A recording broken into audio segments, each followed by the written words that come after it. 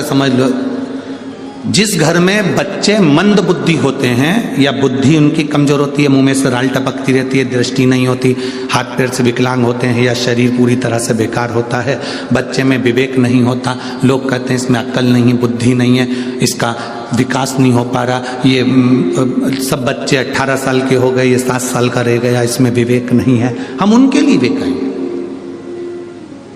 गाय अपने बछड़े को जब दूध पिलाए, और गाय जब बछड़े को दूध पिलाए तो बछड़ा जब दूध पीता है तो उसके मुंह में फेन आ जाता है, दोनों साइड में बछड़े के मुंह में फेन आएगा, उस फेन को चम्मच में निकाल लीजिए, और अमावस्या का दिन हो उस दिन कुंदकेश्वर का नाम लेकर उस बच्चे को जो मंद बुद्धि है उसको 2-3 अमावस्या लाकर उस दूध का फेन, बछड़े के मुंह का फेन उस बच्चे को पिलाना प्रारंभ करिए, बच्चे का माइंड काम करना प्रारंभ करेगा, धीरे धीरे विकास करेगा। कुंदकेश्वर महादेव की भक्ति आनंदता देती है। कुंदकेश्वर महादेव कोई साधारण नहीं है। माता पार्वती जी बैठी थी, बिदल अपने छोटे से बच्चे को लेकर शंकर जी के मंदिर में पहुंच गए। सेठ जी की उम्र थी 80 साल की, सेठानी की उम्र थी 75 साल की। छोटा सा पोता था, उसको लेकर पहुंच गए। मंदिर में तांबे का लोटा रखा था, सेठ जी ने पानी का लोटा उठाया, इतने में सेठानी बोली पहले जल में चढ़ाऊंगी, सेठानी ने लोटा खींच लिया। पोता बोला जल में चढ़ाऊंगा, उसने लोटा खींच लिया।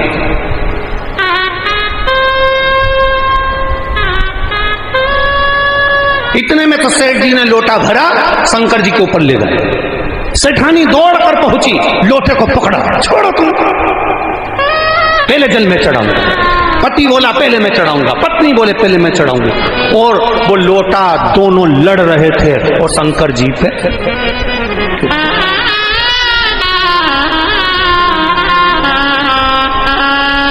पार्वती मैया शंकर जी के चरणों की सेवा कर रही थी। उन्होंने सोचा आज चतुर्थी का व्रत है, भगवान के मुख का दर्शन कर लूं। जो भोलेनाथ के मुख का दर्शन करा तो पार्वती जी ने क्या देखा कि भोलेनाथ जी के माथे पे गूमा पड़ा।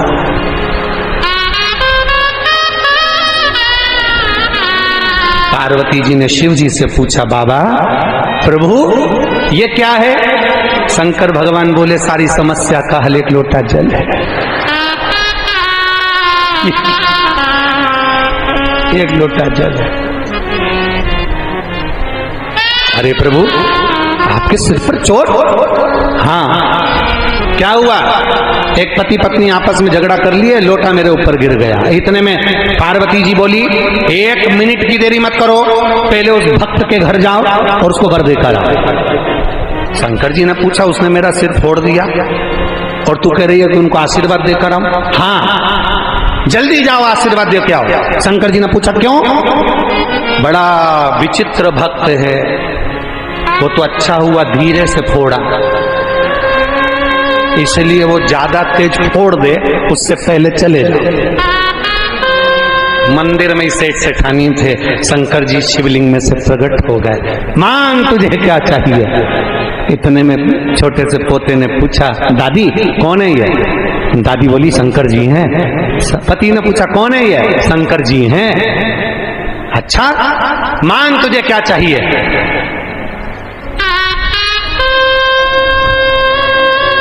इतने में सबसे पहला पोता बोला मैं मांगूंगा, छोटा हूं। इतने में दादाजी बोले नहीं मैं घर का बुजुर्ग हूं, सबसे पहले मैं मांगूंगा। इतने में दादी बोली नहीं लेडीज फर्स्ट, पहले मैं मांगूंगा। शंकर जी ने कहा देखो झगड़ा वगड़ा मत करो, तुम्हें जो मांगना मांग लो। इतने में दादी ने कहा भोलेनाथ सबसे पहले मुझे दे दो। शिव जी ने कहा मांग ले, क्या चाहिए? बस 16 साल की बना दो और बड़ी सुंदर बना दो, बस और कुछ नहीं चाहिए। शिव जी ने कहा पक्का? पक्का। भोलेनाथ जी ने पूछा तू 16 साल की क्यों बनना चाहती है? ये डोकरा बहुत परेशान करता।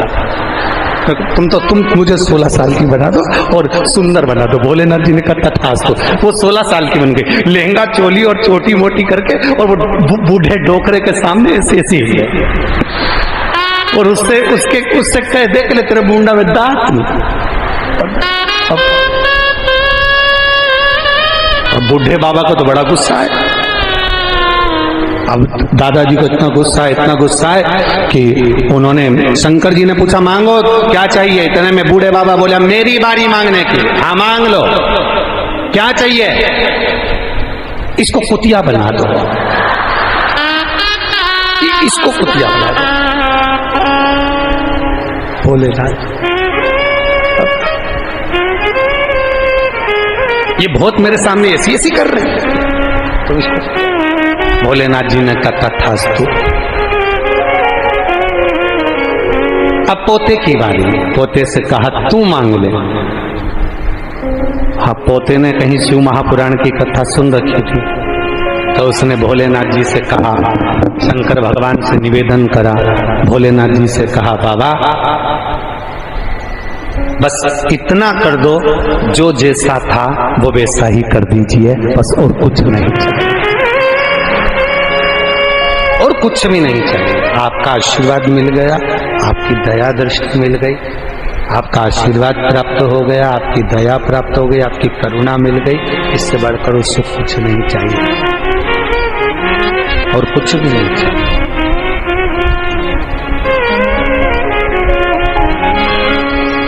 अब उपजा को लगा कि द्वार पर घर के चौखट के एकदम सामने चप्पल उतार देते हैं।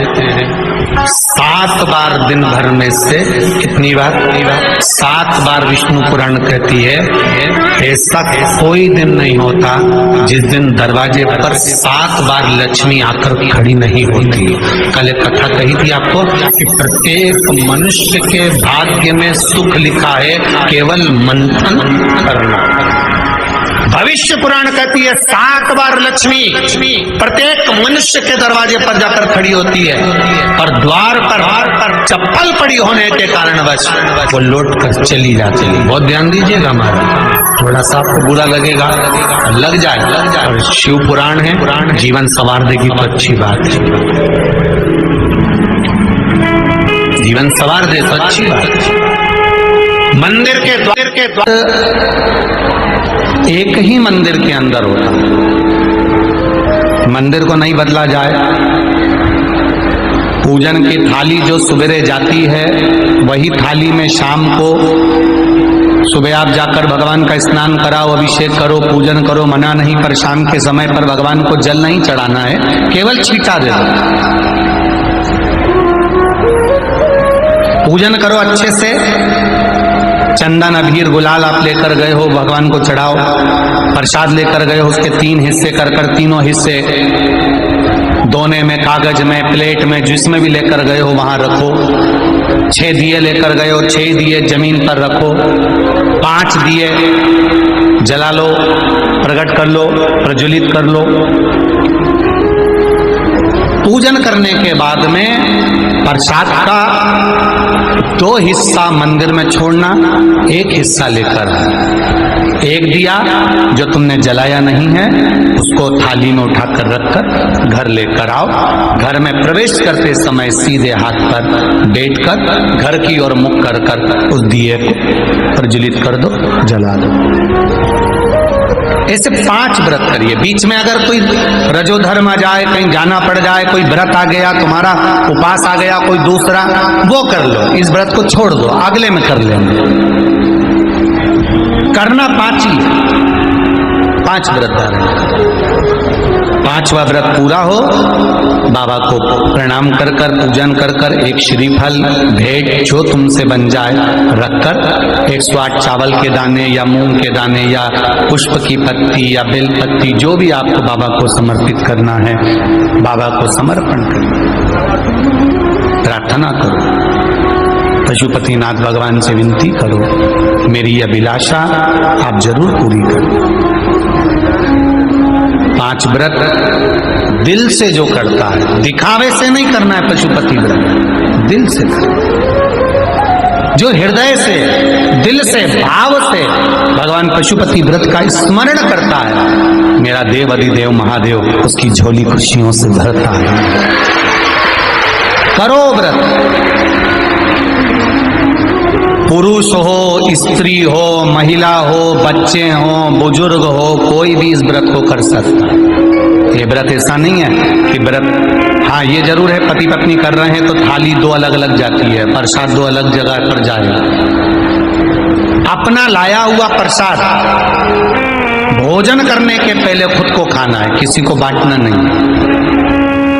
कहीं एकांत में शिवलिंग है, वहां कोई पंडित जी नहीं है, एकांत में शिवलिंग है, वहां कोई पुजारी नहीं है, 2 हिस्से प्रसाद के चढ़ा कर आए हो, कौन उठाएगा? नरियल रख कर आए हो, भेंट रख कर आए हो, कौन देखेगा? तो आपको नहीं उठाना है, आपके साथ कोई सहेली जाती हो, कोई सखी जाती हो, परिवार का व्यक्ति जाता हो, आप मंदिर से जब बाहर निकल जाओ तब उस परिवार के व्यक्ति से कह देना कि कोई मंदिर में पुजारी नहीं, पंडित नहीं, तो ये श्रीफल भेंट किसी ब्राह्मण के यहाँ पहुंचा दो, प्रसाद किसी, सब जो वहां पर आते हैं उन बच्चों को, बड़ों को, बुजुर्गों को आप बांट सकते हैं। नहीं बांटे तो उस प्रसाद को गौ माता को खिला दें। पर अगर वहां कोई पुजारी ना हो, पंडित ना हो तो करें, और अगर पुजारी पंडित जी वहां पर हैं तो अधिकार आप उनको दें, वो उस प्रसाद को सबको वितरण कर देते हैं, जो भी भेंट आदि चढ़ी है उनको समर्पित हो। प्रयास पशुपति व्रत में दिखावा ना, भगवान शंकर को रिझाना है, हमको मनाना है, दिखावा ना।